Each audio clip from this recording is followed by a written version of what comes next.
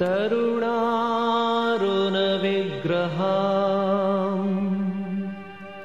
वराभयकरां शान्तां स्मितोत्फुल्लमुखाम्बुजाम् ॐ सर्वदेवदेवीस्वरूपिण्यै श्रीशारदादेव्यै नमः। ॐ जननीं शारदां देवीं रामकृष्णं जगद्गुरुं पादपद्मे तयो श्रित्वा प्रणमामि मुहुर्मुहुः प्रणमामि मुहुर्मुहुः। आज शारदा देवींचा जन्मदिवस किंवा जन्मतिथी आहे।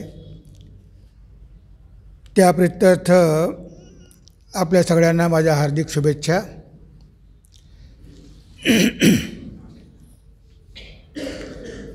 शारदा देवींना ओळखणं फार अवघड आहे, कारण ते आयुष्यभर लपूनच राहिल्या असं म्हणायला हरकत नाही, कधीही प्रगट झाल्या नाही आणि त्यामुळे त्यांच्या विचारांचा जीवनाचा प्रचार तेवढा झालेला नाही आहे।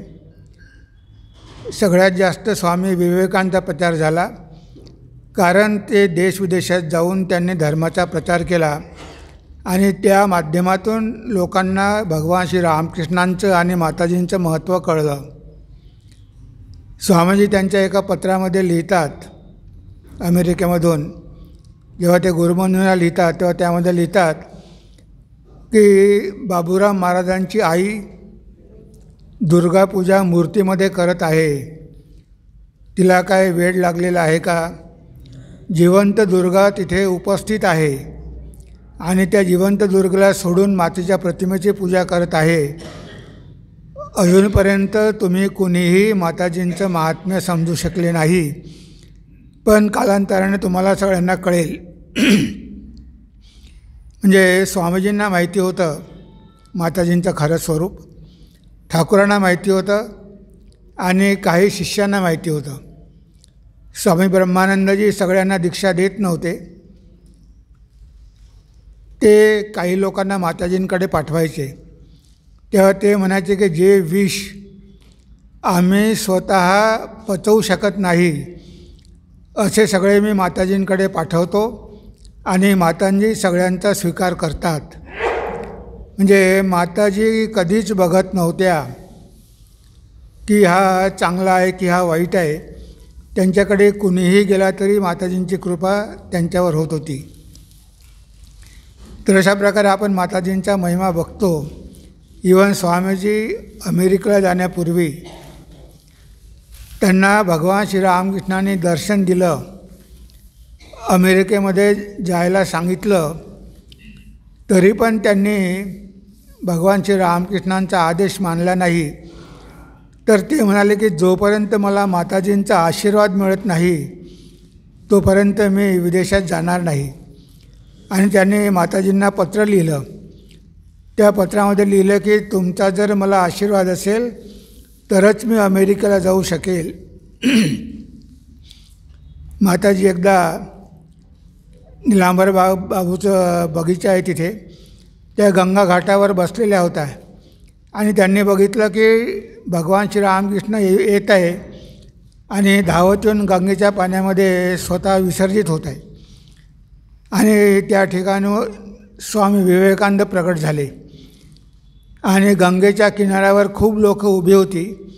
स्वामीजींनी जय रामकृष्ण म्हणत ते गंगेचं पाणी लोकांच्या अंगावर फेकलं आणि ती सगळी लोक मुक्त व्हायला लागली।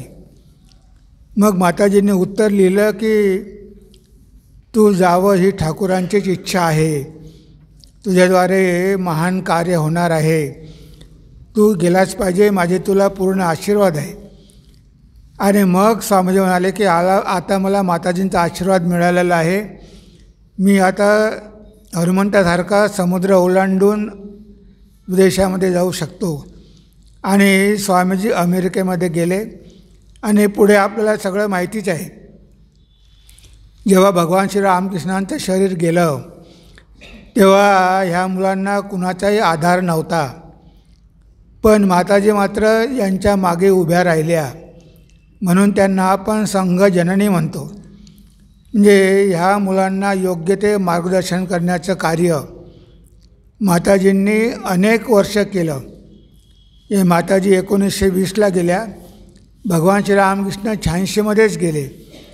म्हणजे जवळजवळ 34 वर्षापर्यंत संघाला त्या मार्गदर्शन करत होत्या आणि संघासमोर येणाऱ्या सगळ्या समस्या त्या दूर करत होत्या. तर ही माताजींची शक्ती आहे. जरी आपल्याला माताजी एका सामान्य स्त्रीसारख्या दिसत असल्या पण त्यांच्यामध्ये जे दिव्य शक्ती आहे, जी शक्ती प्रगट झालेली आहे, भगवान श्री रामकृष्ण म्हणायचे की शारदा माझी शक्ती आहे, ती साक्षात सरस्वती आहे, ती ज्ञान देण्यासाठीच या जगामध्ये आलेली आहे असं ठाकूरजी म्हणायचे. आणि आपल्याला माहिती आहे की स्वामीजींच्या माताजींच्या आशीर्वादानेच स्वामीजी अमेरिकेत जाऊन एवढं महान कार्य करू शकले. त्यावेळेस स्वामी अभेदानंदजी होते. ते पण ठाकूरांचे शिष्य होते. त्यांनी एक सुंदर स्तोत्र लिहिलेलं आहे आणि ते स्तोत्र लिहिल्यानंतर त्यांनी ते स्तोत्र माताजींना वाचून दाखवलं. त्यामध्ये त्यांनी म्हटलं आहे, पवित्रम चरितम यस्या पवित्रम जीवनम तथा पवित्रता स्वरूपिण्यै तस्यै कुर्मो नमो नमः. तर ते शारदानंदजींनी जेव्हा हे स्तोत्र वाचून दाखवलं, माताजी खूप प्रसन्न झाल्या आणि म्हणाल्या की तुझ्या जिभेवरती सरस्वती वास करेल. म्हणजे माताजींच्या आशीर्वादामुळे स्वामी अभेदानंदजी अमेरिकेमध्ये गेले. स्वामीजीनंतर त्यांनी खूप प्रचार केला. त्यांचे पण 10 खंड उपलब्ध आहे. हे सगळं कशामुळे घडू शकलं? हे सगळं माताजींच्या आशीर्वादामुळे घडू शकलं. हे माताजी साक्षात सरस्वती आहे, पण ठाकूर म्हणायचे की यावेळेस रूप झाकून आलेली आहे. म्हणजे हे माताजींचं खरं स्वरूप आहे. जेव्हा माताजी दक्षिणेश्वरला येत होत्या, मध्ये दरोडेखोरांनी त्यांना अडवलं आणि त्यांनी समोर बघितलं की माताजीऐवजी साक्षात जगन्माता तिथे त्यांच्यासमोर प्रकट झाली. हे बघून ते दरोडेखोर माताजींना काहीही करू शकले नाही. त्यांना साक्षात जगदंबेचं दर्शन झालं माताजीमध्ये आणि त्यांनी मग माताजींना दक्षिणेश्वरला पोहोचवून दिलं. म्हणजे असे बरेच प्रसंग आहे की ज्याद्वारे आपल्याला कळू शकते की माताजी काही साधारण स्त्री नव्हत्या. त्यांचं दिव्य स्वरूप जरी झाकलेलं होतं तरी मधून लोकांना ते कळायचं. एकदा माताजी म्हणाल्या, त्या समाधीमध्ये गेलेल्या होत्या, त्या म्हणाल्या की मी समाधीमध्ये गेलेले होते आणि मी वैकुंठामध्ये विष्णूचे पाय चेपत होते आणि जेव्हा तिथून परत आले तेव्हा बघितलं की माझं शरीर खाली पडलेलं आहे. त्या शरीरामध्ये प्रवेश करण्याची माझी मुळीच इच्छा नव्हती, पण ठाकूरांचं बरंचसं काम बाकी होतं, त्यामुळे मला पुन्हा या शरीरामध्ये प्रवेश करावा लागला. म्हणजे त्यांनी स्वतःच्या शब्दामध्ये स्वतःच्या खऱ्या स्वरूपाबद्दल बरेचदा सांगितलेलं आहे आणि अनेकांना ते कळलेलं होतं. कारण माताजींचं बाह्यरूप आपल्याला अगदी साधं सरळ वाटतं, एखाद्या सामान्य गृहिणीसारखं वाटतं, पण त्या ठाकूरांची शक्ती होत्या, साक्षात जगन्माता होत्या आणि त्यांनी जगासाठी एवढं कार्य केलं. त्या म्हणायच्या की ठाकूर यावेळेस मला मागे ठेवून गेलेले आहे, ते म्हणजे ईश्वराचा मातृभाव दाखवण्यासाठी. म्हणजे भगवंताचं प्रेम कसं असतं ते आपण माताजींच्या माध्यमातून बघू शकतो. म्हणून भगवंताला आपण आई म्हणतो. इव्हन ज्ञानेश्वर महाराजांना पण आपण माऊली म्हणतो. म्हणजे आईच्या प्रेमाचा आस्वाद आणि ते पण जी जन्म देते ती आई नव्हे, त्या जगाची आई. ते प्रेम कसं असणार? ते प्रेम दिव्य प्रेम होतं. त्यामुळे त्या कधीही कुणाहीमध्ये भेदभाव करू शकल्या नाही. कारण जर सगळीच त्यांची संतान असेल तर त्या कसा काय भेद करणार? म्हणजे सज्जन आणि दुर्जन, चांगला आणि वाईट, हा माताजी कधीच भेदभाव करत नव्हत्या. तर त्या सगळ्यांना आपल्या कुशीत घेत होत्या. तर अशा आपल्या माताजींचं चरित्र, त्यांचे 2 रूपं, त्यांचं एक दिव्य रूप आणि दुसरं मानवी रूप. मानवी रूपामध्ये सुद्धा त्यांनी एक आपल्यासमोर आदर्श दाखवून ठेवलेला आहे. इथे आज माताजींची जन्मतिथी. माताजींना आपण प्रार्थना करूया. ती प्रार्थना म्हणजे श्री शारदा करुणार्चना. माताजींच्या जीवनावर, त्यांच्या उपदेशावर एक छोटीशी कविता लिहिलेली आहे, ती आपण बघूया. श्री शारदा करुणार्चना. माते तव जीवन अति पवित्र पावन, कैसे धरू तुझे चरण आम्ही ज्ञानभक्तिहीन. तर माताजींचं जीवन कसं आहे? पवित्र स्वरूप आहे. जे अभिधानजी म्हणाले, पवित्रम चरितम यस्या पवित्रम जीवनम तथा पवित्रता स्वरूपिण्यै तस्यै कुर्मो नमो नमः. म्हणजे ह्या पावित्र्याची आपण कल्पनाही करू शकत नाही. म्हणजे अवतारासोबत जेव्हा त्यांची शक्ती येते ती पण किती पवित्र असते आपल्याला इथे बघायला मिळतं. की माताजींचं जीवन एवढं पवित्र होतं की त्यांच्या मनामध्ये कुठेही काहीही कलुषित भावना नव्हत्याच. त्या दररोज चंद्राला प्रार्थना करायच्या की चांदोबा तुझ्यावर सुद्धा डाग आहे, पण माझं चरित्र एवढं शुद्ध कर की माझ्यावर कुठेही डाग राहता कामा नये. म्हणजे माताजींचं हे चरित्र एवढं पवित्र होतं. म्हणजेच काय होतं, जसं आपलं मन असतं तसं या लोकांचं मन नसतं. आणि जोपर्यंत आपलं मन पवित्र होत नाही तोपर्यंत आपण आध्यात्मिक जीवनात प्रवेशसुद्धा करू शकत नाही. कारण सगळ्यात पहिली कंडिशन आहे पवित्रता. Blessed are pure in heart they shall see God. ज्यांची मनं पवित्र आहे ते धन्य होत, कारण त्यांनाच भगवंताचं दर्शन होतं. आता आपण जे काही करतो आहे ते सगळं आपलं मन कसं पवित्र करता येईल यासाठी प्रयत्न करतो आहे. आपल्या सगळ्या साधना, सगळे कार्यक्रम, सगळी व्याख्यानं यासाठी आहे की आपल्या मनामध्ये सुद्धा तशी पवित्रता निर्माण झाली पाहिजे. तर माताजींचं मन पवित्र होतं म्हणजे आपल्या मनामध्ये भरपूर काही विकार असतात आणि त्यामुळेच आपलं मन अपवित्र होतं. बऱ्याच काही कामना असतात आणि जोपर्यंत मनामध्ये या जगाविषयी काही कामना आहे तोपर्यंत आपलं मन पवित्र होऊ शकत नाही. आणि आपण त्यांनाच षड्रिपू म्हणतो. काम, क्रोध, लोभ, मद, मोह, मत्सर हे जे षड्रिपू आहे हे जीवाला स्वाभाविक असतात, पण अवताराच्या पक्षी ह्या गोष्टी सगळ्या नसतात. तेव्हा ठाकूर म्हणायचे की मी स्वतःला संयमित करू शकलो कारण माताजींचं जीवन पवित्र होतं. त्यांनी जर मला संसारात ओढलं असतं तर मी सुद्धा स्वतःला सांभाळू शकलो नसतो. त्यांनी एकदा माताजींना विचारलं की तुम्ही मला कोणत्या दृष्टीनं बघता आणि तुम्ही इथे कशासाठी आलात? मला काय संसारामध्ये खेचण्यासाठी आलात का? तेव्हा माताजी म्हणाल्या की मी तुम्हाला संसारामध्ये कशाला ओढू? तुम्ही ज्या मार्गाची साधना करत आहे त्या मार्गावर तुम्हाला मदत करण्यासाठीच मी इथे आलेले आहे. म्हणजे बघा किती पवित्र जीवन असेल, त्याशिवाय माताजी असं म्हणू शकत नाही. तर त्यांचं जीवन एवढं पवित्र होतं की मनामध्ये कुठेही यत्किंचीसुद्धा कामवासनाला स्थान नव्हतं. म्हणजे जरी पतिपत्नी होते तरी त्यांनी एक आदर्श येऊन आपल्यासमोर जगून दाखवलं.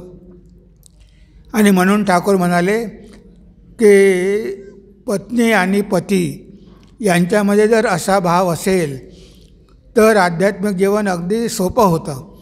म्हणून आपल्या धर्मामध्ये पत्नीला सहधर्मिणी म्हटलेलं आहे. म्हणजे धर्माच्या मार्गावर एकमेकांना मदत करणं हे पतिपत्नीचं कर्तव्य आहे. आणि हे जे कर्तव्य आहे ते कशाप्रकारे आचरण करायचं हेच माताजींनी आपल्या दाम्पत्य जीवनाद्वारे दाखवून दिलं. कारण आपले सगळे ऋषीसुद्धा विवाहित होते, पण बघा ते विवाहित असूनही गृहस्थ असूनही ते मोठमोठे ऋषी होऊ शकले. म्हणजे संसारामध्ये राहूनसुद्धा जर आपण संयमित जीवन जगू शकलो तर आपणसुद्धा त्या ध्येयापर्यंत जाऊ शकतो. म्हणजे आपल्याला मनामधल्या ज्या काही वासना कामना आहे त्या कमी कराव्या लागतात. त्यासाठीच आपल्याला साधना करावी लागते, त्यासाठीच आपल्याला जप ध्यान सगळं प्रार्थना करावी लागते. तर म्हणून माताजींचं जीवन एवढं पवित्र की स्वामीजीसुद्धा त्यांना घाबरायचे. जेव्हा स्वामीजी अमेरिकेमधून आले, माताजींना प्रणाम करायला जायचं तर ते गंगाजल घेऊन गेले आणि स्वतःच्या अंगावर पुन्हा पुन्हा गंगाजल झटकू लागले, तोंडामध्ये पण गंगाजल घेऊ लागले. तेव्हा त्यांना कोणीतरी विचारलं की तुम्ही एवढं गंगाजल कशाला घेता? म्हणजे मी माताजींकडे जात आहे आणि त्या एवढ्या पवित्र आहे की त्यांच्या पायाला स्पर्श करण्यासाठी माझ्यामध्ये ती पवित्रता यावी. म्हणजे स्वामीजीसुद्धा माताजींच्या चरणस्पर्श करायला घाबरत होते. म्हणजे एवढी माताजींची पवित्रता होती. त्या जगामध्ये राहिल्या, सगळे व्यवहार केले, सगळ्यांचा सांभाळ केला, पण कधीही कुठेही आपल्याला आसक्ती बघायला मिळत नाही. म्हणजे अनासक्त होऊन संसारामध्ये कसं राहायचं हे आपल्याला माताजींच्या जीवनावरून बघायला मिळतं. तर इथे स्वामीजी प्रणाम करून आले. नंतर स्वामी विज्ञानानंदजी महाराज प्रणाम करायला गेले. त्यांनी प्रणाम केला आणि ते परत निघाले. तेव्हा स्वामीजी मागे उभेच होते. अरे पेशन, जगन्मातेला अशा प्रकारे प्रणाम करायचा असतो का?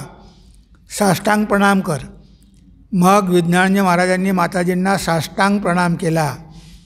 म्हणजे स्वामीजींना जरी माहिती होतं तरी त्यांच्या अनेक गुरुबंधूंना याबद्दल कल्पना नव्हती की माताजी म्हणजे गुरुपत्नी आहे, एवढंच त्यांना माहिती होतं. पण ती गुरुपत्नी नसून साक्षात जगदंबा आहे, ह्या जगाचा उद्धार करण्यासाठी आलेली आहे, हे ज्ञान बहुतेक लोकांना नव्हतं. म्हणून स्वामीजींनी स्वतः त्यांना सांगितलं की तुम्ही माताजींना अजून ओळखू शकले नाही. मी पहिले माताजींसाठी मठ स्थापन करणार. पहिले मुलींचा मठ, नंतर मुलांचा मठ. पहिले आईंचा मठ, नंतर बापाचा मठ. म्हणून त्यांनी अमेरिकेवरून खूप प्रयत्न केले की शारदा मठासाठी पहिले जमीन खरेदी करा, रामकृष्ण मठ नंतर आपण बघूया. पण शारदा मठ व्हायला फार उशीर लागला, कारण त्यावेळेस मठ जरी तयार केला तरी मुली संन्यासी व्हायला त्यावेळेस तयार नव्हत्या. जी भक्ताची कुटुंब होती त्यामधल्या मुली हळूहळू एकत्र येऊ लागल्या. आणि जेव्हा भगिनी निवेदिताने शाळा सुरू केली तेव्हा तिच्या शाळेमध्ये ह्या मुली राहू लागल्या एकत्र. आणि मग तिथे त्यांनी शारदा संघ सुरू केला. सुरुवातीला तो प्रायव्हेट संघ होता, पण ह्या सगळ्या मुलींनी ठरवलं होतं की आपल्याला विवाह करायचा नाही आणि आपल्याला शारदा मठ सुरू करायचा आहे. मग त्यांनी बेरू मठाला विनंती करून शारदा मठ सुरू केला. 1955ला शारदा मठ सुरू झाला. म्हणजे 1953ला म्हणजे माताजींची जी शताब्दी होती त्यावर्षी मठ सुरू झाला. तर आपण अशा प्रकारे बघतो की स्वामीजींना माहिती होतं की मुलांपेक्षा मुलींनासुद्धा आध्यात्मिक गोष्टींची गरज आहे. कारण त्यावेळेस आपल्या वेदांमध्ये मोठमोठ्या ऋषी होऊन गेल्या, गार्गी, मैत्री, दमयंती वगैरे. तेव्हा तशा भारतामध्ये पुन्हा निर्माण झाल्या पाहिजे. आणि स्वामीजी म्हणायचे की माताजींचा नावाचा आश्रय करूनच भारतामध्ये पुन्हा गार्गी आणि मैत्री जन्माला येतील. म्हणून कारण त्यावेळेस त्यांनी बघितलं की स्त्रियांच्या खूपच समस्या होत्या, त्यांच्यावर खूप अत्याचार व्हायचे, त्यांना स्वातंत्र्य नव्हतं, त्यांना शिक्षण नव्हतं. तेव्हा हा मठ, शारदा मठ, मुलींसाठी कार्य करेल. त्यासाठीच भगिनी निवेदिताला स्वामीजींनी अमेरिकेवरून आणलेलं होतं. आणि ती होती ख्रिश्चन. भारत तिला सहजासहजी स्वीकारणार नव्हता. अशा वेळेस स्वामीजींनी त्या सगळ्या विदेशी महिलांना माताजींकडे पाठवलं. म्हणजे माताजींनी जर यांचा स्वीकार केला तरच कट्टर हिंदू यांचा स्वीकार करेल, नाहीतर ते म्हणतील की हे सगळे म्लेच्छ आहे, विदेशी आहे, यांना काय धर्म समजतो. आणि माताजींकडे जेव्हा गेल्या तेव्हा माताजींनी त्यांचा स्वीकार केला. स्वतःच्या हाताने त्यांना प्रसाद दिला, त्यांना स्वतःजवळ बसवलं आणि निवेदितेला त्या खोकी म्हणायच्या, म्हणजे माझी लहान मुलगी. आणि माताजी स्वामीजी खूप प्रसन्न झाले की माताजींनी आता ह्या विदेशियांचा स्वीकार केलेला आहे, आता भारतसुद्धा यांचा स्वीकार करेल. म्हणजे बघा, देश विदेश याबद्दल माताजींच्या मनामध्ये कुठेही काहीही संशय नव्हता. स्वामीजी अमेरिकेमध्ये गेले होते. जेव्हा अमेरिकेमधून परतले तेव्हा त्यांना दक्षिणेश्वरच्या मंदिरामध्ये प्रवेश घेऊ दिला नाही, कारण तुम्ही समुद्र पार करून विदेशात गेलेला आहे, त्यामुळे आता तुम्हाला मंदिरामध्ये प्रवेश करता येणार नाही. अशा विचारधारेमधून लोक जात होते. आणि माताजीसुद्धा अशा कुटुंबातून आलेल्या होत्या, पण त्यांचं हृदय फार विशाल होतं. त्या कधीही अशा प्रकारचा भेदभाव करू शकल्या नाही की हा विदेशी आहे की हा भारतीय आहे, हा हिंदू आहे की हा मुस्लिम आहे. त्यांनी सगळ्यांनाच आपल्या चरणाशी स्थान दिलं. तर असं हे पवित्र जीवन म्हणून आपण माताजींना प्रार्थना करत आहोत की तुमच्या चरणाशी आम्हाला स्थान द्या. माते तव जीवन अति पवित्र पावन, कैसे धरू तुझे चरण आम्ही ज्ञान भक्तिहीन. तर आमच्याकडे तर ज्ञान आणि भक्ती नाही, त्यामुळे पवित्रता नाही, तर तुझे चरण आम्ही कसे धरणार.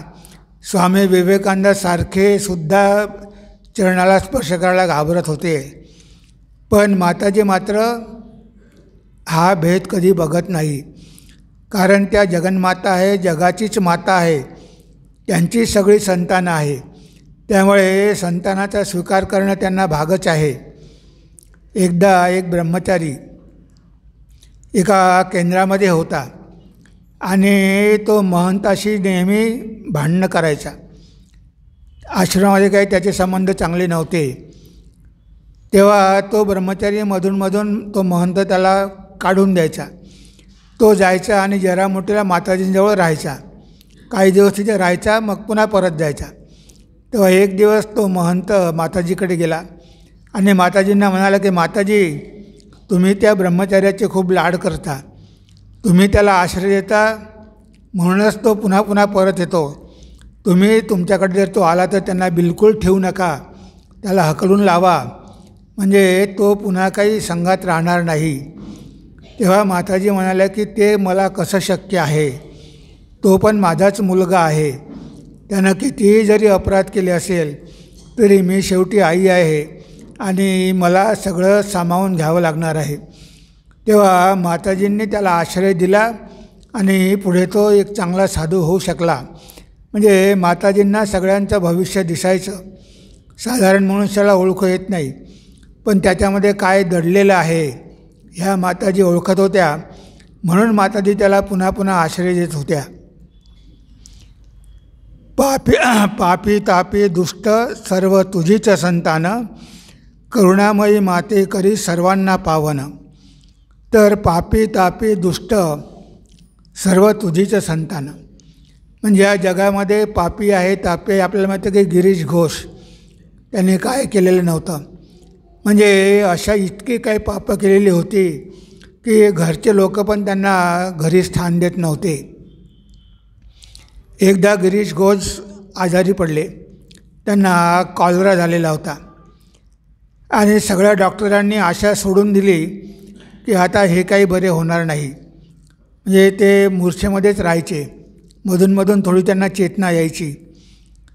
तर एक दिवस त्यांनी बघितलं की एक स्त्री येऊन त्यांच्या बिछाण्यावर बसलेली आहे आणि त्यांना काही प्रसाद खायला देत आहे आणि म्हणाले की तू हा प्रसाद खा, बरा होऊन जाशील. आणि तो प्रसाद गिरीश बाबूंनी खाल्ला आणि हळूहळू त्यांची प्रकृती सुधारत गेली आणि पुढे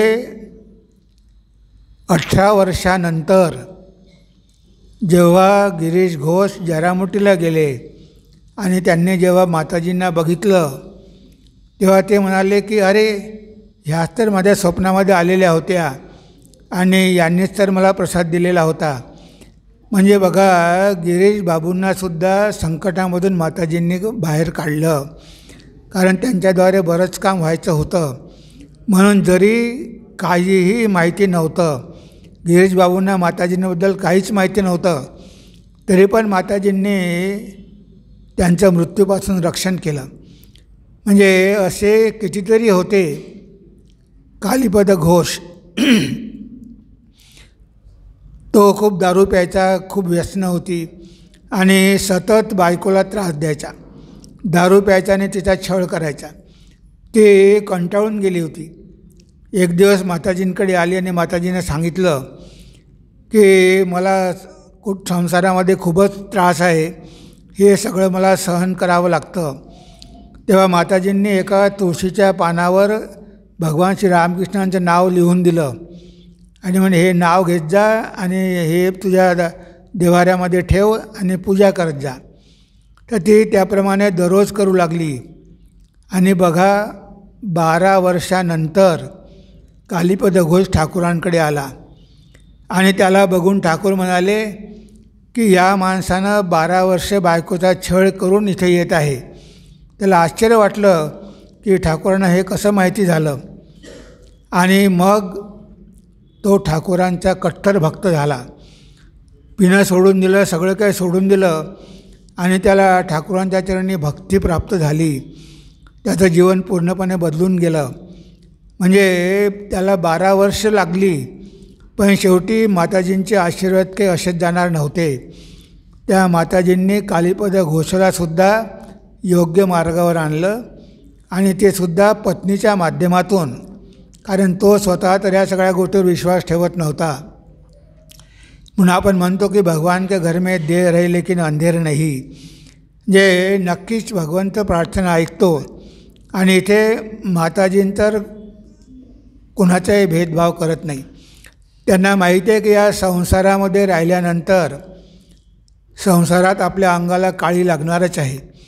म्हणजे संसारामध्ये राहून पूर्णपणे अनासक्त राहणं फार अवघड आहे, हे माताजींना पण माहिती होतं. आणि म्हणून त्या सगळ्यांचा स्वीकार करायचा. कुणी जरी म्हणत असेल की मला संन्यास घ्यायचा आहे, तर माताजी संन्यास घेऊ देत नव्हत्या. ते म्हणायचे की नाही, तुझ्यावर ही जबाबदारी आहे, ती पार पाडावी लागेल, तुला संन्यास घेऊन चालणार नाही. म्हणजे अशा प्रकारे कितीतरी पापी तापी, ज्यांना कोणी आश्रय नाही, अशा प्रकारचे लोक माताजींकडे यायचे. गावातले लोक बरेचदा ऑब्जेक्शन पण घ्यायचे की माताजी हे काय तुम्ही करता. जेव्हा त्यांच्या घरांचं बांधकाम सुरू होतं तेव्हा सगळे जंगलामधले चोर डकेट ते येऊन माताजींच्या घराचं बांधकाम करायचे. तेव्हा ते विणकर होते, पण नंतर गव्हर्नमेंटचे कपडे आले, मिलचे कपडे आले, त्यामुळे त्यांचा सगळा व्यवसाय बंद पडला. त्यांना उदरनिर्वाहासाठी काहीही साधन राहिलं नाही. म्हणून त्यांना शेवटी चोरी डकेटी करून पोट भरावं लागायचं. तेव्हा माताजी म्हणाले का तुम्ही त्याची काही काळजी करू नका, मी बघून घेईल. ते लोक अशा वाईट गोष्टी का करतात? कारण त्यांना पोटासाठी काहीही साधन नाही. आपण जर त्यांना असं दूर लोटून दिलं तर त्यांच्यामध्ये कधीच बदल होणार नाही. आणि मग ते लोक माताजींचे भक्त झाले. त्यांनी ते सगळ्या वाईट गोष्टी करणं सोडून दिलं. मग गावामध्ये लोक पण त्यांना कामं द्यायला लागली आणि शेवटी त्यांना उदरनिर्वाहाचं साधन मिळालं आणि त्यांनी सगळ्या वाईट गोष्टी करणं सोडून दिलं. म्हणजे माताजींना माहिती होतं की मनुष्य वाईट गोष्टी करतो त्याला काहीतरी कारण असते. जेव्हा तशी परिस्थिती निर्माण होते की मनुष्यासमोर काहीही मार्ग नसतो, तेव्हाच तो वाईट मार्गाने जात असतो, हे माताजींना चांगल्या प्रकारे माहिती होतं. म्हणून जरी कोणी वाईट असेल तरी त्या कधी तिरस्कार करत नव्हत्या, पण त्याला कशा प्रकारे आपल्याला चांगलं करता येईल यासाठीच त्या प्रयत्न करायच्या. स्वतः किती त्रास झाला तरी त्या स्वतःवर त्रास घ्यायच्या. त्यांच्याकडे एक स्त्री यायची. ती माताजींकडे येण्यापूर्वी तिचं काही चरित्र तेवढं चांगलं नव्हतं. एकदा ठाकूर म्हणाले की ती नेहमी तुमच्याकडे येते, पण तिला येऊ देऊ नका. एक दिवस ती ठाकूरांची थाली घेऊन गेली, जे त्यांचं ताट घेऊन गेली भोजन करायचं. माताजींना म्हणाले की माताजी द्या, मी घेऊन जाते. त्या माताजीने ते ताट दिलं आणि ठाकूर तिथे बसलेले होते. ठाकूरांनी बघितलं आणि बघितल्यानंतर त्या स्त्रीकडे बघितलं आणि त्यांनी त्या जेवणाला बिलकुल स्पर्श केला नाही. आणि माताजी आल्यानंतर माताजींना सांगितलं की बघा, मी तुम्हाला सांगितलेलं आहे की अशा लोकांनी स्पर्श केलेलं अन्न मी खाऊ शकत नाही, तरी तुम्ही त्या स्त्रीच्या हाती कसे काही माझी प्लेट पाठवली. तेव्हा माताजी म्हणाले की बघा ठाकूर, जर कोणी मला म्हटलं, माताजी म्हटलं, तर मी मात्र नाही म्हणू शकणार नाही. म्हणजे त्यांना माहिती होती की ती स्त्री कशी आहे. पण माताजी मी ताट घेऊन जाते असं म्हटल्यानंतर माताजी तिला नाकारू शकली नाही. म्हणजे अशा कितीतरी घटना आहे. त्या म्हणायच्या की मी सगळ्यांचीच माता आहे आणि त्यांनी जर अंगाला घाण लावून घेतली असेल तर माझं हे कर्तव्य आहे की त्यांना आपल्या कुशीत घेणं आणि त्यांना साफ करणं. म्हणजे मी त्यांना असं सोडून देऊ शकत नाही. हे होतं माताजींचं हृदय. म्हणजे सर्वांची आई, सर्वांवरती प्रेम, सर्वांवरती करुणा. जे फक्त ठाकूरांच्या शिष्यांवरतीच नाही तर गृहस्थ भक्तांवरती पण त्यांचं खूप प्रेम होतं. तेव्हा पापी तापी दुष्ट सर्व तुझीच संतान, करुणामयी माते करी सर्वांना पावन. जगत संसार तुझा असाची राहणार, तुझविन माते आम्हा कोण तारणार. तर हा आईचा संसार आहे आणि हा असाच राहणार आहे. म्हणजे ह्या संसारामध्ये चांगला आणि वाईट राहणारच आहे. कारण संसार कधी पूर्णपणे चांगला होऊ शकत नसतो. पण जर मातेच्या चरणांचा जर आपण आश्रय घेतला, आधार घेतला, माताजींच्या जीवनाला किंवा माताजींना जर आपल्या जीवनाचं सर्वस्व आपण केलं तर मात्र आपल्याला त्या बंधनामधून मुक्त करू शकतात. कारण शेवटी शक्ती भगवंताचीच आहे. ही भगवंताची शक्तीच आपल्याला भगवंताचं दर्शन होऊ देत नाही. म्हणून तर भगवान कृष्ण म्हणतात गीतेमध्ये, दैवी हेषा गुणमयी मम माया दुरत्यया, मामेवये प्रपद्यन्ते मायामेतास्तरन्ति ते. तर ही माझी माया दैवी आहे आणि ही त्रिगुणामयी आहे. हिला पार करणं जीवाला शक्य नाही.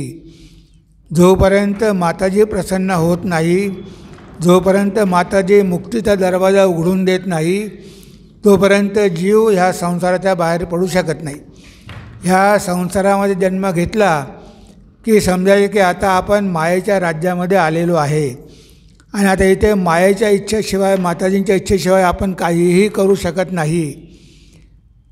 तेव्हा सगळं काही माताजींच्याच हाती आहे. म्हणून जर आपण माताजींना सोपवलं आपलं जीवन, त्यांच्या चरणी आपण जर पूर्णपणे समर्पित झालो तर माताजी नक्कीच आपला उद्धार केल्याशिवाय राहणार नाही. म्हणून जगत संसार तुझा असाची राहणार, तुझविन माते आम्हा कोण तारणार. तर आईशिवाय कोणीही तारू शकत नाही. कारण तिचं हृदय, तिची करुणा एवढी आहे जीवावरती की ती सगळ्यांनाच तारू शकते. फक्त आपण कमी पडतो आपल्या विश्वासामध्ये, आपल्या भक्तीमध्ये. आपल्याला माताजींचं महात्म्य कळलेलं नसतं आणि म्हणून आपण स्वतःला समर्पित करू शकत नाही. केव्हा आपण समर्पित करतो, जेव्हा आपला अहंकार पूर्णपणे नष्ट होतो. मग आपण आपलं मी आणि माझं काही राहत नाही. जशी माताजींची इच्छा, हा भाव जेव्हा आपल्या मनामध्ये पक्का होईल की जीवनामध्ये काहीही झालं तरी हे सगळं माताजींच्या इच्छेनंच होत आहे आणि आपल्या कल्याणासाठीच होत आहे, ते आपलं भलंच करणार आहे, हा संपूर्ण विश्वास जर मनामध्ये असला तर समजायचं की आपण आता संपूर्णपणे शरणागत झालेलो आहे आणि अशा शरणागतांचा उद्धार करणं हे माताजींचं कर्तव्यच आहे. दुःख कष्टांचे प्रसंग जरी आले जीवनात, शक्ती देई माते आम्हा सोसण्या आघात. आता या संसारामध्ये आल्यानंतर दुःख कष्टाचे प्रसंग जीवनामध्ये येतात. यापासून कोणीही सुटू शकत नाही. इव्हन स्वामीजींना माताजींचा आशीर्वाद होता, पण त्यांना अमेरिकेमध्ये किती कष्ट सहन करावे लागले, त्यांना किती लोकांनी त्यांना त्रास दिला, पण शेवटी स्वामीजींना यश मिळालंच. म्हणजे ह्या जगामध्ये असल्यानंतर हे शरीराचे धर्म आहे, हे सुखदुःख लाभहानी हे सगळं येणारच आहे. पण हे सगळं आलं तरी आपलं मन विचलित होता कामा नये. म्हणजे बरेचदा असं होतं की जीवनामध्ये जेव्हा दुःख येतं तेव्हा आपण दोष देतो की आम्ही काय ठाकूरांचे भक्त, माताजींचे भक्त, आमच्या जीवनामध्ये असं का घडावं. आपण हा विचार करत नाही की हा जगाचा नियमच आहे आणि प्रत्येकाचं ठरलेलं आहे. प्रत्येक व्यक्ती ह्या जगामध्ये त्याच्या कर्माप्रमाणे येत असतो. तेव्हा कोणी अगोदर जातो, कोणी नंतर जातो. प्रत्येकाचं प्रारब्ध ठरलेलं आहे. आता हा जो नियम आहे तर हा नियम, प्रकृतीचा नियम, तो कायम राहणारच आहे, तो काही बदलत नाही. पण आपल्याला वाटते की माझ्याशीच असं का झालं, मला तेवढं दुःख का दिलं. त्यामध्ये पण काही ना काही चांगलं असेलच, नाहीतर जीवनामध्ये दुःख येणार कशाला. जेव्हा जीवनामध्ये दुःख आले तेव्हा भगवंताकडे अजून जास्त मन गेलं पाहिजे. पण बरेच असे भक्त असतात की दुःख आलं की त्यांची भक्ती कमी होते. त्यांना वाटते की आपण भक्ती करून उपयोग काय, आपल्या जीवनामध्ये तर दुःखच दुःख आहे. ह्या दुःखाच्या प्रसंगीच आपल्या भक्तीची परीक्षा होत असते. म्हणजे खरोखरच आपली भगवंतावर भक्ती आहे का. असेल तर आपण कधीही भगवंताला दोष देणार नाही आणि जे काही होतं आहे ते सगळं चांगल्यासाठी होतं आहे असंच आपण म्हणू. तुकाराम महाराजांची पत्नी वारली, दुष्काळ पडला, सगळीकडे दुर्भिक्ष, अन्न मिळत नव्हतं, पण तुकाराम महाराजांनी विठ्ठलाला दोष दिला नाही. म्हणे देवा बरं झालं, म्हणजे एक बंधन माझं तुटलं, असं तुकाराम महाराज म्हणू शकतात. म्हणजे त्या लेव्हलपर्यंत ते गेलेले होते की त्यांच्या मनामध्ये कुठेही मोहमायेला स्थान नव्हतं. म्हणजे असे प्रसंग जीवनामध्ये जरी आले तरी भक्त कधीही विचलित होत नाही. दुःखेषु अनिद्विग्न मना सुखेषु विगतस्प्रिया. म्हणजे दुःखेषु अनुद्विग्न मना, दुःख आले तरी अद्विग्न व्हायचे नाही, उद्विग्न व्हायचे नाही, आणि सुख आलं तरी वाहवत जायचे नाही. तेव्हा सुखामागून दुःख आणि दुःखामागून सुख येतच असतात. कुणालाही आयुष्यभर काही दुःख भोगावे लागत नाही. तेव्हा ह्या दोन्ही परिस्थितीमध्ये खूप यश मिळालं, सत्ता मिळाली, पैसा मिळाला म्हणून अहंकार वाढला, इतरांना त्रास द्यायला लागला, ते पण व्हायला नको. ते सुद्धा भगवंताच्या कृपेनंच आपल्याला मिळालेलं आहे. त्याच्या सेवेसाठी जेवढं वापरता आलं तेवढा वापर केला पाहिजे. राणी रासमणी, मथुरबाबू केवढे मोठे श्रीमंत होते, पण कसे भक्त होते की त्यांनी आयुष्यभर भगवान श्री रामकृष्णांची आणि माताजींची सेवा केली. म्हणजे ह्या गोष्टी जरी आल्या, यश जरी आला, दुःख जरी आलं, सुख जरी आलं, तरी हे सगळं भगवंताच्या इच्छेनंच आपल्या जीवनामध्ये येत आहे, यावर आपला पूर्ण विश्वास पाहिजे. आणि दोन्ही परिस्थितीमध्ये आपण आपल्या मनाचा समतोल बाळगला पाहिजे. आपण मुळीच विचलित होता कामा नये. आपल्या भक्तीमध्ये कमी न येता ती भक्ती वाढली पाहिजे, तरच तर ती खरी खरी भक्ती. कारण भगवंत आपली परीक्षा घेणारच. पांडवांना किती दुःख झाले, पण कुंती म्हणाली की भगवंता मला जीवनामध्ये दुःखच येऊ दे, कारण जेव्हा जेव्हा मला जीवनामध्ये दुःख झाले तेव्हा तेव्हाच मला तुझी आठवण झाली आणि तुझं मला दर्शन झालं. म्हणजे जीवनामध्ये दुःखापासून पण आपण अनेक गोष्टी शिकू शकतो. आपल्याला या जगाचं स्वरूप कळतं की हे जग अनित्य आहे.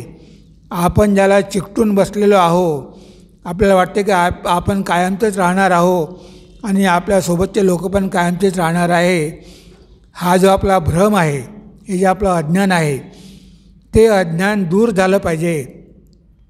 आपलं या जगाचं स्वरूप कळलं पाहिजे. तेव्हाच आपल्या मनामध्ये ह्या जगाविषयी तिटकारा निर्माण होईल आणि आपलं मन भगवंताकडे वळेल. पण आपण या जगातल्या सुखामध्येच जर आसक्त होऊन बसलो तर आपण भगवंताकडे कधीही जाऊ शकणार नाही. त्यामुळे आपलं मन भगवंताकडे जावं म्हणून तो कधीकधी आपल्याला दुःख देतो आणि त्या दुःखामधून शेवटी चांगलंच घडत असते. सुरुवातीला आपल्याला हे कळत नाही, पण नंतर कळतं की त्या दुःखामधून आपल्याला कितीतरी मोठमोठ्या गोष्टी शिकायला मिळालेल्या आहेत. तेव्हा जीवनामध्ये कितीही दुःख आले, दुःख कष्टांचे प्रसंग जरी आले जीवनात, शक्ती देई माते आम्हा सोसण्या आघात. तेव्हा अशा वेळेस काय पाहिजे, आपल्या मनाची शक्ती वाढवली पाहिजे. शक्ती वाढवण्यासाठी आईला प्रार्थना करायची आहे. दुनिया के दुख दे दे मुझको, दे दो सबको दुख से मुक्ति, पर एक बिनते हे प्रभुजी दे दो दुःख सहने की शक्ती. म्हणजे जीवनामध्ये दुःख जरी आले तरी आपण काय मागायचं की माझे दुःख दूर कर, असं नाही की भगवंता तू दुःख दिलेले आहे, आता हे दुःख सहन करण्याची मला शक्तीसुद्धा दे. कारण बरेचदा दुःख आले म्हणजे आपला मानसिक संतुलन आपलं कायम राहत नाही, कारण आपलं मन दुर्बल असतं. बरेचदा लोक डिप्रेशनमध्ये जातात. तर आपण हीच प्रार्थना केली पाहिजे की माझ्या जीवनामध्ये कितीही दुःख आली तरी ते दुःख सहन करण्याची मला शक्ती दे. ठाकुरांकडे किती लोक यायचे आणि त्यांचे दुःखाचे गाऱ्हाणे सांगायचे, पण ठाकुरांकडे आल्यानंतर मात्र त्यांचे सगळे दुःख निघून जायचे. कारण त्यांना हे कळायचं की बघा, ठाकुरांना पण किती त्रास आहे, गळ्याचा कॅन्सर आहे, तरी पण ते विचलित होत नाही, ते सगळं सहन करतात. त्यांना पण त्रास देणारे किती आहे, हृदयराम होता, हाजरा महाशय होते, तर हे सगळे त्यांना त्रास द्यायचे, पण ते सगळं सहन करायचे. म्हणजे सहनशीलता हा गुण आपल्यामध्ये आला पाहिजे. सगळं काय जीवनामध्ये येईल, पण सहन करण्याची शक्ती आपल्यामध्ये पाहिजे. मग आपण नेहमी कुरकुर करत नाही. नाहीतर जर सहन करण्याची शक्ती नसेल तर आपण नेहमी कंप्लेंट करतो, माझ्या जीवनामध्ये दुःख आलं यासाठी अमुक व्यक्ती कारणीभूत आहे, तमुक व्यक्ती कारणीभूत आहे, किंवा त्यासाठी देव कारणीभूत आहे, माझं नशीब कारणीभूत आहे. ह्या सगळ्या गोष्टी आपण सोडून दिल्या पाहिजे की जे होत आहे ते योग्यच होत आहे आणि असंच होणार आहे. आणि ह्या गोष्टी काही आपण बदलू शकणार नाही, कारण त्या आपल्या हातामध्ये नाहीच. आपण प्रार्थना करू शकतो, दुःख कमी करू शकतो, पण शेवटी आलेले दुःख सहन करण्याची आपल्यामध्ये हिंमत पाहिजे. म्हणजे दुःख जर आपण सहन केलं नाही तर मग काय होतं, आपण अलिप्त होतो. मग आपण कोणाशी मिसळत नाही, काहीच करत नाही, नुसता तोच विचार करत बसून रात्रंदिवस आपण राहतो, पण त्यामुळे काही आपलं कल्याण होत नाही. बघा, स्वामी अद्वैतानंदजी भगवान श्री रामकृष्णांचे शिष्य, वय 55 वर्ष, 55 वर्षाच्या वयामध्ये त्यांची पत्नी वारली आणि पत्नी वारल्याचा त्यांना एवढा शोक झाला, शोक अनावर झाला. म्हणून त्यांना रामकृष्णांकडे भक्तांनी आणलं आणि 1-2 भेटीमध्ये त्यांचा सगळा शोकच निघून गेला. आणि एवढंच नाही तर त्यांनी ठाकुरांकडून संन्यास घेतला. 55व्या वर्षी त्या पत्नीच्या विरहामुळे त्यांचं मन पलटून गेलं. संन्यास घेऊन काशीला जाऊन त्यांनी 15-20 वर्ष कठोर तपस्या केली आणि शेवटी आपल्या जीवनाचं ध्येय प्राप्त करून घेतलं. म्हणजे बघा, गीतेमध्ये सुद्धा पहिला अध्याय तोच आहे, तर अर्जुनाचा शोकच आहे, अर्जुन विषाद योग. म्हणजे अर्जुनाला शोक झाला की हे सगळे कौरव मरणार आहे, पितामह भीष्म हे सगळे. तर तो शोक आणि मोह, गीतेमध्ये भगवंताने तो शोक आणि मोह दूर केला. अरे कोणीही मरणार नाही, शरीर आलेलं आहे ते जाणार, पण शरीरामध्ये जो आत्मा आहे तो अमर आहे. मग तू एवढी काळजी कशाला करतो, ते सगळे अमर आत्मे आहे. मृत्यू फक्त शरीराला आहे, आत्म्याचा काही मृत्यू होत नाही. म्हणून तू युद्ध कर. म्हणजे जेव्हा आपल्याला हे कळतं की जे आलेलं आहे ते जाणार आहे, पण याच्या आतमध्ये जे आहे ते भगवंताचा अंश आहे. तो अंश अमर आहे, तो कायमचा राहणार आहे, तो कधी मरत नाही, म्हातारा होत नाही. आता याचं आपल्याला अज्ञान असतं. आपण स्वतःला शरीरच समजून बसतो. त्यामुळे शरीराचे सुखदुःख आपण आपल्यावर घेतो की मी सुखी आहे किंवा मी दुःखी आहे. पण हे सगळे दुःख असतात शरीराचे आणि मनाचे. आत्म्याला कुठे दुःखात होतं? नेहमी आनंदामध्येच आहे. आत्मानंद ज्याला ती अनुभूती होते त्याला सुखदुःखाचा काही अनुभवच होत नाही. कारण त्याला कळून चुकलेलं असतं की आता आनंदच आनंद आहे. आता कोठे जावे मन तुझे चरण देखलिया, भाग गेला शीन गेला अवघा झाला आनंद. तर तुकाराम महाराजांच्या जीवनामध्ये एवढे दुःख आले, पण ते म्हणतात की आता मला आनंदच झाला आहे, आता माझं मन कुठे धावणार आहे. म्हणजे अशा महापुरुषांनी दाखवून दिलं की जीवनामध्ये जरी दुःख आले तरी आपण आनंदात राहू शकतो. फक्त आपल्याला शरीर आणि मनाच्या वर उठावं लागेल. आपण जर स्वतःला शरीर आणि मन एवढ्यापुरतंच मर्यादित केलं तरच आपल्याला दुःख जाणवतं. जर आपण स्वतःला शरीर आणि मनापासून वेगळं केलं तर दुःख आपल्याला नाहीच आहे. आता ही जाणीव व्हावी म्हणूनच सुखदुःख आहे. यामधून आपण शिकावं. स्वामीजी म्हणायचे की हे जग म्हणजे एक जिम्नॅशियम आहे, व्यायामशाळा आहे. इथे आपण शिकायला येतो. तेव्हा ह्या चांगल्या वाईटामधून धडे घ्यायचे, शिकायचे आणि पुढे जायचं. आपल्या मार्गावर पुढे पुढे जात राहायचं. कारण आपला जन्म लाभला आहे मोक्ष प्राप्त करण्यासाठी. ते ध्येय कधीही आपल्याला विसरता कामा नये. आपण आपल्या ध्येयाकडे वाटचाल करतच राहिलो पाहिजे. चंचल हे मन सदा भटकते जगात, कृपा करुणिया ठेवी तव चरणाशी स्थित. आता ह्या मनाचा स्वभावच आहे. कारण मन चंचलच आहे, ते नेहमी भरकटतच असते. असाच एक भक्त माताजींना म्हणाला, पत्र पाठवलं की माताजी मन फार चंचल आहे, अशांती आहे, आता मी काय करू. तेव्हा माताजींनी लिहिलं की बघा हे लोक दीक्षा घेतात आणि काहीच करत नाही.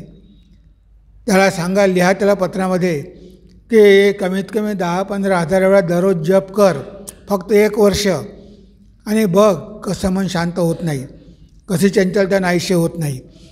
तर शांती मिळेल. पण काहीही न करता आपल्याला शांती पाहिजे. तर मन तर अशांत आहे. अर्जुनाचं मन पण अशांत होतं. चंचलमी मना कृष्ण प्रमाथी बलवत दृढम. पण शेवटी अभ्यास पाहिजे, म्हणजे साधना पाहिजे. ठाकूरांनी सांगितलं की एकांतात जाऊन भगवंताची साधना करा. पाण्यामधून दूध वेगळं करा, दुधामधून लोणी वेगळं करा, आणि मग ते लोणी तुम्ही पाण्यात ठेवलं तरी मिसळणार नाही. म्हणजे एकांतात जाऊन भगवंताला आळवणं, प्रार्थना करणं, जपध्यान करणं, ह्या सगळ्या गोष्टी जर आपण केल्या तरच आपलं मन स्थिर होईल ना. आपण काहीही करणार नाही, रात्रंदिवस संसाराच्या भानगडीमध्येच गुंतलेलं असू आणि मनही शांत झालं पाहिजे. तेव्हा माताजी संसाराची सगळी कामं करायच्या आणि तरी दररोज 1,00,000 वेळा जप करायच्या. ते त्यांना कसं काय शक्य होतं. पण सगळ्या कामामध्ये सुद्धा त्या करू शकत होत्या. म्हणून त्यांचं मन नेहमीच शांत होतं. त्यांना नेहमीच आनंदाचा अनुभव येत होता. तर हे आपल्याला लक्षात ठेवायचं आहे. मनाला शांत करायचं आहे तर आपल्या मनामध्ये डिटॅचमेंट पण पाहिजे आणि अभ्यास पण पाहिजे. अभ्यासानं तू कौंतेय वैराग्यानं च गृह्यते. तर नियमित अभ्यास केला तर मन हळूहळू एकाग्र होईल. एकदम काही त्याला आपण शांत करू शकत नाही. कारण इतके जन्म आपण त्याला सोडून दिलेलं आहे, ते एकदमच काही एकाग्र होणार नाही. पण हळूहळू प्रयत्न करत राहिलं तर ते एकाग्र होईल. पतंजली म्हणतात, सतो दीर्घकाळ नैरंतर्य सत्कारा सेवितो दृढभूमी. तर दीर्घकाळपर्यंत तुम्हाला साधना करायची आहे आणि सतत करायची आहे. त्यामध्ये खंड पडू द्यायचा नाही आणि श्रद्धापूर्वक करायची आहे. सतो दीर्घकाळ नैरंतर्य सत्कारा सेवितो, म्हणजे यंत्रवत करायची नाही, मेकॅनिकल करायची नाही. तर भक्ती, भाव, प्रेम असे त्याच्यामध्ये आपली व्याकुळता, ह्या सगळ्या गोष्टी सहित जर आपण साधना केली तर आपलं मन स्थिर झाल्याशिवाय राहणार नाही. म्हणून माताजी म्हणायच्या की मन चंचल आहे पण त्याला स्थिर करता येणं शक्य आहे. नुसता जप जरी केला तरी जपात सिद्धी, जपामुळे मनुष्याला सिद्धी प्राप्त होऊ शकते. आणि माताजी किती जप करायच्या. त्या म्हणायच्या की असे जरी पापाचे बादल आली, ढग आले, तरी भगवंताचा नामरूपी वारा ते सगळे पापांचे ढग वाहून घेऊन जातो आणि आपलं मन पवित्र होते. एवढं माताजींनी सांगितलेलं आहे. तेव्हा इथे मन चंचल आहे, माताजींनाही माहिती आहे, सगळ्यांचंच मन चंचल असतं. पण माताजींनी आचरण करून दाखवलं की मनाला कसं स्थिर करता येणं शक्य आहे. आणि म्हणून त्यांना जर प्रार्थना केली तर त्या पण आपल्याला मन स्थिर करायला मदत करतील. त्यांच्या चरणी आपल्याला मन ठेवता येईल. कोठे शोधू तुझं मी, तू वसे कणाकणात, देहयंत्र चालवी तू, वास तुझा हृदयात. आता आईला आपण कुठे शोधणार, ती तर कणाकणामध्ये आहे. एक ब्रह्मचारी होता ज्ञान महाराज. त्या ज्ञान महाराज येरामुठीला असायच्या. तिथे एक मांजर होती. माताजी दररोज त्या मांजरीला दूध पाजायच्या, तिची खूप काळजी घ्यायच्या. पण ह्या ब्रह्मचारी ज्ञानाला काही ते आवडत नव्हतं. तो त्या मांजरीला मारायचा, हकलून लावायचा. आता माताजी कलकत्त्याला यायला निघाल्या तेव्हा त्याने सांगितलं की बघ, आता ह्या मांजरीची तुला काळजी घ्यायची आहे. मी जशी काळजी घ्यायची तशी घ्यायची आहे. तिला दूध पाजायचं आहे, तिची काळजी घ्यायची आहे. कारण त्या मांजरीमध्ये सुद्धा मीच आहे. म्हणजे माताजी म्हणाले की त्या मांजरीमध्ये सुद्धा मीच आहे.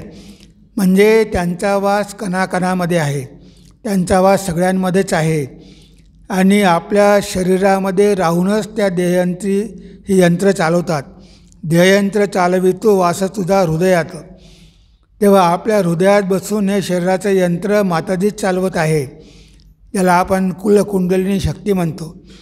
तर ही शक्ती मूलाधारामध्ये असते आणि इथे मस्तकामध्ये सहस्रारामध्ये शिव असतो. तर ही कुंडलिनी शक्ती आपल्यामध्ये माताच वास करत आहे. त्या मातेला जागृत करायचे आहे. म्हणून भगवान श्री रामकृष्णांनी ती वैश्विक कुलकुंडलिनी जागृत करण्यासाठी माताजींची 16 रूपानं पूजा केली. जे माताजींची पूजा करून त्याने ती कुंडलिनी जागी केली, सगळ्या जगाची कुंडलिनी जागी केली. म्हणजे ती कुंडलिनी आपल्या मूलाधार नाडी आहे त्याच्या बॉटमला ती राहत असते. जागो मा कुलकुंडलिनी नित्यानंद स्वरूपिणी, प्रसुप्त भुजगाकारा आधार पद्मवासिनी. तर ही 7 जे चक्र आहे त्याच्या मुळाशी कुंडलिनी शक्ती आहे आणि ती जगन्माता आहे. आणि साधनेद्वारे ती वरवर जाते, ती हृदयामध्ये येते. तेव्हा आपल्याला भगवंताचं दर्शन होतं. आणि तीच आपल्या शरीरामध्ये राहून हे शरीरयंत्र चालवत असते. म्हणून ठाकूर म्हणायचे की मा तुम्ही यंत्र आम्ही यंत्री, तुम्हार कर्म तुम्ही करो मा, लोके बोले करी आम्ही, सकली तुम्हारी इच्छा इच्छामयी तारा तुम्ही. तर सगळं काम आईच करते आहे. आपल्याद्वारे जे काही काम होतं आहे ते आईच करून घेते आपल्याकडून. पण आपल्याला वाटतं की आम्ही करतो. म्हणून या देहयंत्रामध्ये तिचा नेहमीच वास आहे. म्हणजे माताजीला शोधायचं असेल तर फक्त काही माताजी आपल्याला मंदिरामध्येच मिळत नाही, तर आपल्या हृदयामध्येच त्या बसलेल्या आहे. व्याकुळून त्यांना प्रार्थना केली तर आपल्या हृदयामध्ये दर्शन देऊ शकतात. आणि आपलं यंत्र पण त्यात चालवत आहे. आपल्या सगळ्या यंत्राची चाबी त्यांच्या हातीच आहे. माताजी जसं चालवते तसं आपण चालतो. म्हणजे आपल्याला स्वाधीन इच्छा नावाची गोष्ट नाहीच. सगळं काही आईच्या इच्छेनं होत असतं. तोतापुरी म्हणायचं की नाही आईची इच्छा वगैरे काही नाही, आपल्या इच्छेनंच होतं. ठाकूर म्हणायचे की अरे हे सगळं जग आईच्या इच्छेनं चालतं. ती सृष्टी स्थिती प्रलय करते, तिच्यामुळे सगळ्या घडामोडी घडत असतात. ती जगाची प्राणशक्ती आहे. तोतापुरी काही मानायला नाही. एक दिवस पोटामध्ये खूप वेदना सुरू झाल्या. काही केल्या वेदना थांबेना. त्यानं प्रयत्न केला समाधी लावायचा. त्यावेळेला की समाधी लागली म्हणजे मग शरीराचा बोध निघून जाईल, कारण आत्मज्ञानी होते, ब्रह्मज्ञानी होते. पण त्यांचं ध्यान काही लागायचं ना, ते मन पोटावरच यायचं, दुखण्यावरच यायचं. मग त्यांनी ठरवलं की मग आता हे शरीर ठेवूनच काय उपयोग. जर या शरीराद्वारे आपल्याला एवढे भोग भोगावे लागतात, मग गेलं शरीर ते जाऊ द्या. म्हणून ते गंगेमध्ये आत्महत्या करायसाठी गेले आणि पुढे पुढे जात राहिले. त्यांनी संपूर्ण गंगा पार केली, पण त्यांना बुडण्या एवढं पाणीसुद्धा मिळालं नाही. घुटण्याच्या वर त्यांना कुठेच पाणी मिळालं नाही. शेवटी ते म्हणाले की जर आईची इच्छा नसेल तर आपण मरूसुद्धा शकत नाही, जगणं तर सोडा. तेव्हा त्यांचा विश्वास बसला की आईचं अस्तित्व आहे. म्हणजे एवढी नदी भरलेली, पण त्यांना आत्महत्या करायला पाणी पण मिळालं नाही. आणि त्यांना शेवटी जगन्मातेचं दर्शन झालं. आणि मग तेव्हा कळलं की हा सगळा आईचा खेळ आहे. ठाकूरांना सांगितलं की ठाकूर, तुम्ही म्हणाल ते बरोबर आहे. तर मला हा रात्री अनुभव आलेला आहे. आता माझ्या पोटाच्या वेदना गेलेल्या आहे. आता हे शिकासाठी मी तुमच्याजवळ इतके दिवस राहिलेलो होतो. मी शक्तीला मानत नव्हतो, मी फक्त ब्रह्मच मानायचो. आता मला शिकायला मिळालं. 11 महिनेपर्यंत आईने मला इथे ठेवलं. आता मी कुठेही 3 दिवसापेक्षा जास्त राहत नाही. 11 महिने आईने मला ठेवलं, कारण आईला मला हे शिक्षा द्यायची होती. आणि मग 11 महिन्यानंतर त्यांचं पोट बरं झालं आणि तिथून ते निघून गेले. म्हणजे आईच्या इच्छेशिवाय या जगामध्ये झाडाचं पानसुद्धा हलू शकत नाही. ती सगळ्या काही जगाचा कारभार बघत असते. हे आपल्या मनामध्ये आपण स्थिर केलं पाहिजे. आम्ही तुझीच संताने, माते नको बघू दोष, कुशीत घेऊन आम्हा करी निर्मळ निर्दोष. तर आम्ही जरी दूषित असलो तरी आमचे दोष बघू नको.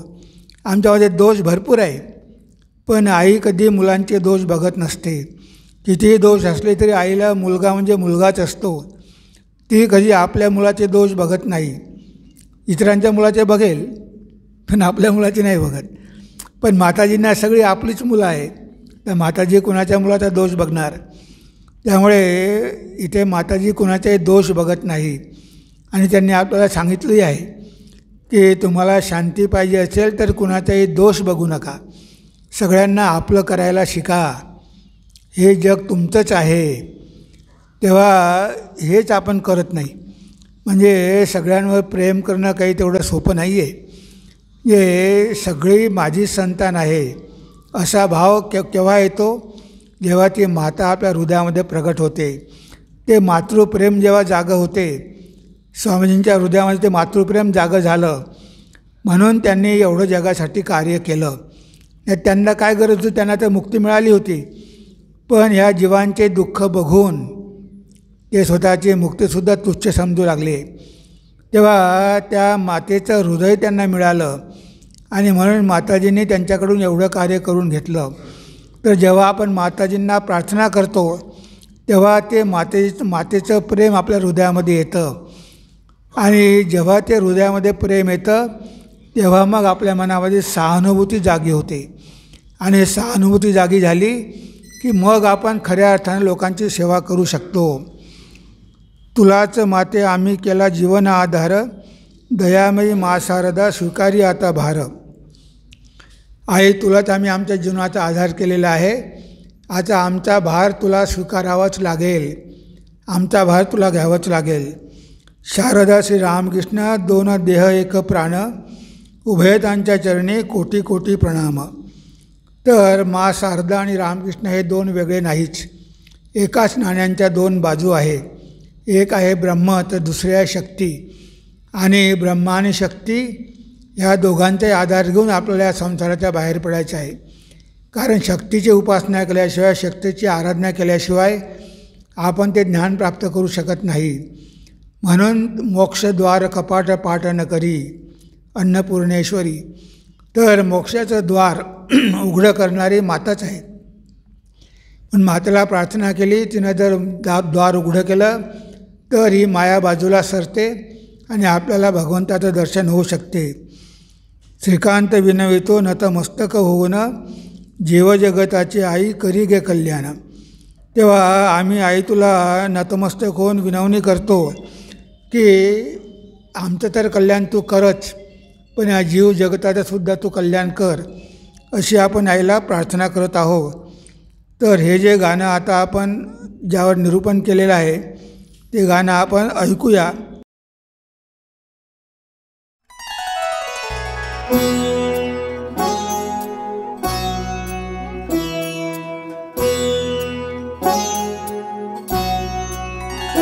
माते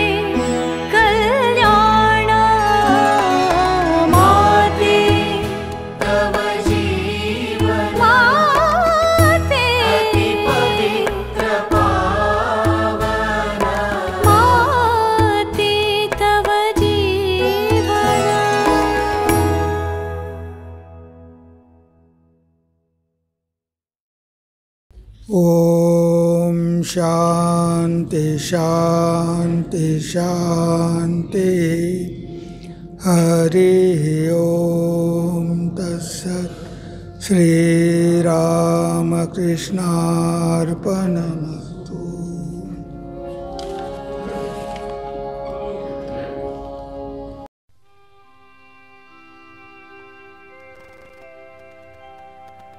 रामकृष्णगतप्राणां तन्नामश्रवणप्रियां तद्भावरञ्जिताकारां